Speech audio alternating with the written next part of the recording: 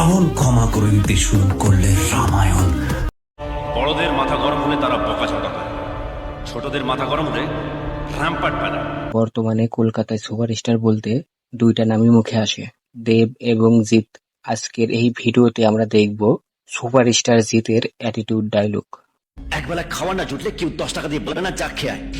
সূর্য না চাইলে সূর্যকে ধরার ক্ষমতা মুম্বাই কেন? যে ডায়লগগুলো এখনো মানুষের হৃদয়ে গেঁথে আছে। তো টাইম নষ্ট না করে ভিডিও লাইক দিয়ে শুরু করা যাক।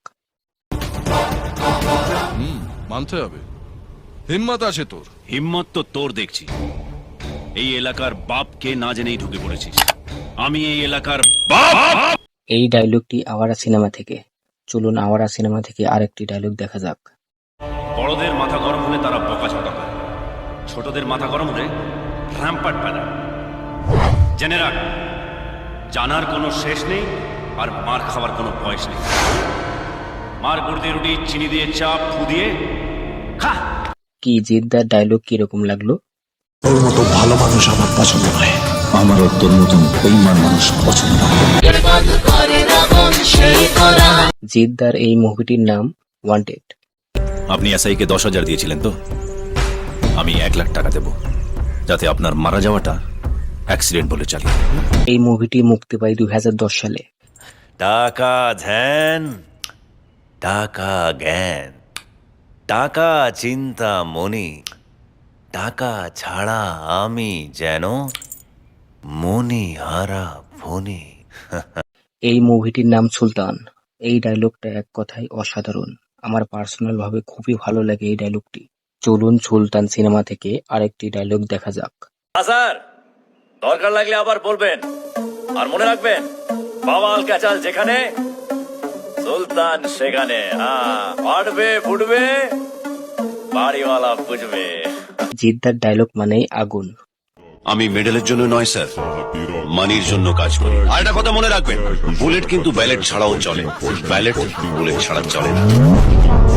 এই সিনেমাটির নাম পাওয়ার। এই সিনেমাটি 2014 সালে মুক্তি পায়। রাবণ ক্ষমা করে দিতে শুরু করলে রামায়ণ আবার নতুন করে লিখতে হবে। এই মুভিটির নাম রাবণ। 2022 সালে এই সিনেমাটি মুক্তি পায়। ভাই, ডায়লগের অ্যাটিটিউড দেখে আমি পুরাই ফিদা। জিদ্দার ফ্যান কে কে আছে অবশ্যই কমেন্ট করে জানাবেন। চলো বস। বস, এবার তুমি চালাবে। আরে বস, তুমি আমার স্টাইলে কথা বলছো? তুমি আমি হয়ে গেছো? দুই বস যখন এক জায়গা হয় তখন তো তুলপার ঘটবেই। যদিও বা একটা আশা ছিল, সেটাও শেষ।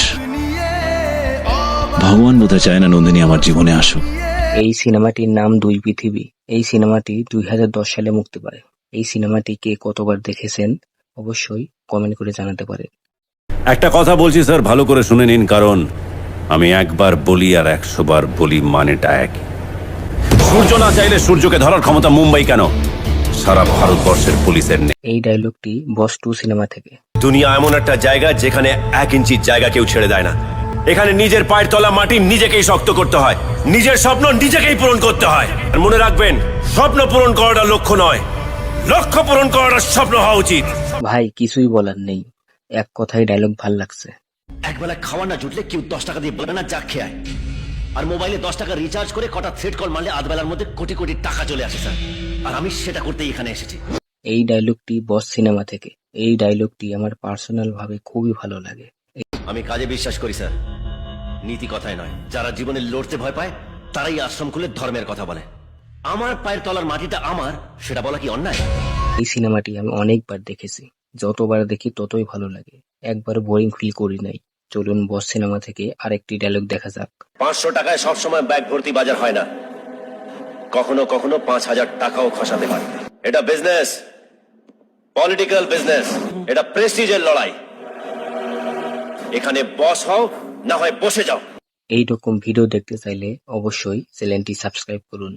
আর একটা কথা, আপনারা কোন ধরনের ভিডিও দেখতে চান অবশ্যই আমাকে জানাতে পারেন।